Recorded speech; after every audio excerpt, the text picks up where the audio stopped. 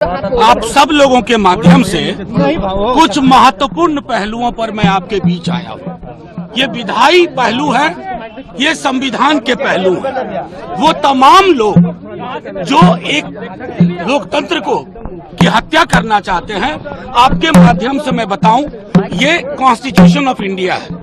इसके आर्टिकल 179 में स्पीकर को हटाने की व्यवस्था का उल्लेख है, जिसमें ये कहते हैं कि उन्हें हटाया जा सकता है। रेजोल्यूशन जो किया चुका है, majority of the all members of the assembly.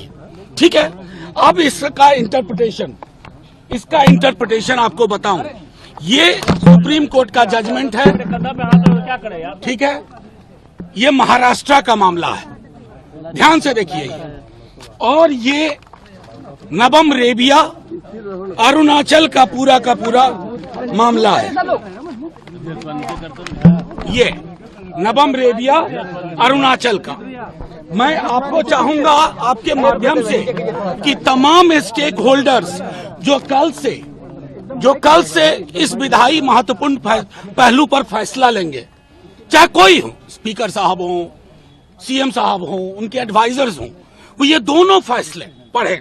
उस फैसले को मैं सबसे पहले अरुणाचल में बताता हूं कि स्पीकर को हटाने के लिए कितनी संख्या चाहिए। All the 10 members of the assembly, इसका मतलब है कि जो actual members of the assembly हैं, रहने वाले और वोट करने वाले नहीं, एक्चुअल मेंबर्स, यानी कि 243 में 122 चाहिए स्पीकर को हटाने के लिए। ये मैं नहीं कह रहा हूं, माननीय सर्वोच्च न्यायालय ने नबम रेबिया वाले मामले में 7 जज बेंच ने ये बात कही है। दूसरा मामला महाराष्ट्र का है, जिसमें आप सब एक बार गौर से सुनिए, इसको। उसमें कहा गया है कि जितने भी सदस्य हैं, उसका मतलब होगा इनको हटाने के लिए कि जिनके सीट वैकेंट नहीं है, उन सब के आधार पर गणना होगी। तो 243 में संविधान के हिसाब से, हालिया जजमेंट के हिसाब से, अरुणाचल और महाराष्ट्र के हिसाब से स्पीकर साहब को हटाने के लिए 122 सीट चाहिए। मैं सिर्फ ये इसलिए रख रहा हूं कि कोई इसमें पेच ना करे। गांधीवाद की बात करने वालों से भी आग्रह करूंगा कि कौन से गांधी पसंद है, करेंसी वाले गांधी या हेराम वाले गांधी। करेंसी नोट पे छपे गांधी के प्रति अगर सम्मान है तो आप वही करेंगे जो करते आए हैं, लेकिन अगर गांधी है तो आपको ये तय करना होगा कि ये फैसला इसी हिसाब से होगा। और हम सब एकजुट हैं लोकतंत्र बचाने के लिए।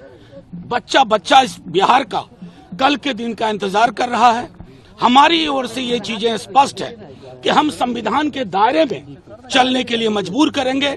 सुप्रीम कोर्ट के जजमेंट के आलोक में चीजें चाहेंगे और सुप्रीम कोर्ट के आलोक में निर्णय होगा। हमारा पूरा विश्वास है, क्योंकि पहला अभिभाषण के बाद कार्यावली में पहली चीज स्पीकर साहब के खिलाफ अविश्वास प्रस्ताव है। उसके संदर्भ में मैंने दोनों जजमेंट का जिक्र कर दिया, 179C का इंटरप्रिटेशन जो है वो कर दिया, दोनों जजमेंट की कॉपियां आपको दिखा दी।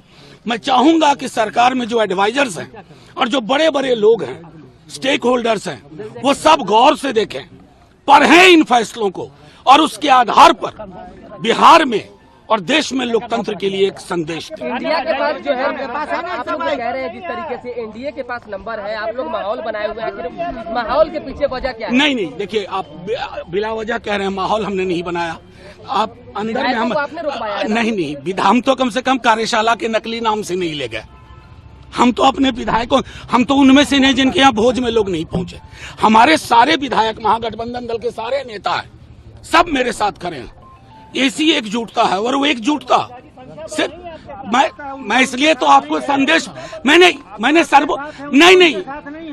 सर्वोच्च न्यायालय के इस जजमेंट को आपके सामने रखने का उद्देश्य एकमात्र था। आप लोग कुछ भी इसका इंटरप्रिटेशन करें, सरकार को अविश्वास प्रस्ताव स्पीकर पर पास कराने के लिए सर्वोच्च न्यायालय के निर्देश के अनुसार 122 सदस्य चाहिए।